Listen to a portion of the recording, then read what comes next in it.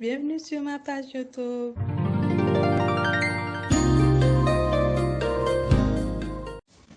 Salut à tous, vous allez bien? Comment s'est passée la journée pour vous?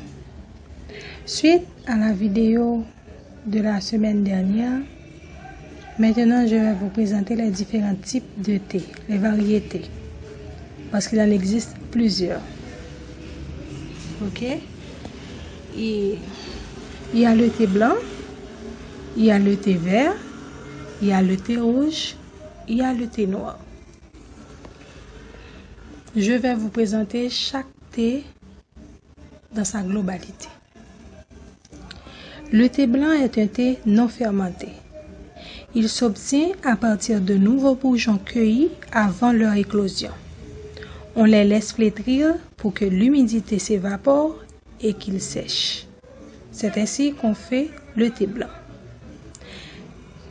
Le thé blanc a beaucoup de vertus, comme par exemple sa haute teneur en substances antioxydantes grâce à la cueillette précoce des bourgeons. C'est ce qui lui donne une vertu très importante. On a le thé vert. Le thé vert est aussi non fermenté. Le thé vert s'obtient aussi à partir des feuilles vertes que l'on sèche et auxquelles on fait subir un traitement à la chaleur. Par exemple, ça peut être en cuisson, à la vapeur et au séchage au feu. Pour arrêter la fermentation des enzymes et ainsi éviter la décomposition des feuilles. C'est grâce à sa haute teneur en xanthine qui est le théine ou caféine et en polyphénol qui est le catéchine. Grâce à ça, il peut réduire le cholestérol et le triglycéride dans le sang. L'action de ces composés protège aussi contre l'artériosclérose. Il diminue ainsi le risque cardiovasculaire. On croit également qu'il règle le niveau d'insuline dans le sang. Mais on va voir les mauvais côtés du thé vert. Les personnes souffrant d'allergie et d'hypersensibilité à la caféine ou aux tannines doivent éviter le thé vert. Le thé sous toutes ses formes, y compris le thé vert, est une source de caféine. La caféine présente dans le thé est un stimulant du système nerveux central et peut causer des insomnies chez l'adulte, l'enfant et la femme qui allait. Si l'on ingère de grandes quantités de thé, la caféine qui a un effet diurétique sur les reins entraînera une perte de sodium et de potassium. Dans le système digestif, il peut aggraver les symptômes de la gastrite et les ulcères. Dans le système cardiovasculaire, il peut augmenter le rythme cardiaque et la pression sanguine. La caféine peut aussi augmenter les niveaux de sucre dans le sang. C'est pourquoi les personnes qui sont diabétiques doivent user avec modération les boissons contenant du thé vert. Maintenant, le thé rouge. Le thé rouge est semi-fermenté. Son processus de production le place entre le thé vert qui est non fermenté et le thé noir qui est fermenté. Il s'obtient à partir des feuilles de l'arbre que l'on soumet à un bref séchage à l'air libre, puis à un séchage plus prolongé dans une pièce fermée. Les vertus qui lui sont attribuées, en plus de ses propriétés antioxydantes, on pense qu'il a un effet protecteur sur le système cardiovasculaire.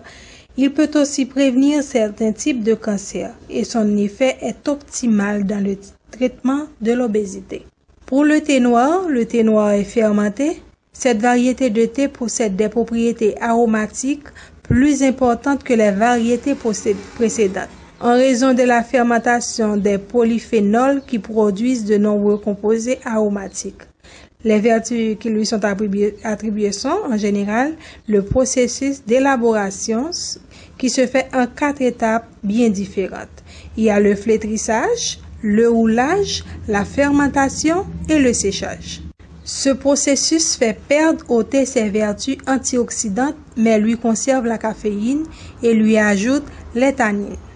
C'est pour cette raison que quand vous prenez le thé noir, au début et en petite quantité, le thé semble agir de façon agréable sur la digestion. On pense également qu'il prévient l'oxydation d'un bon cholestérol.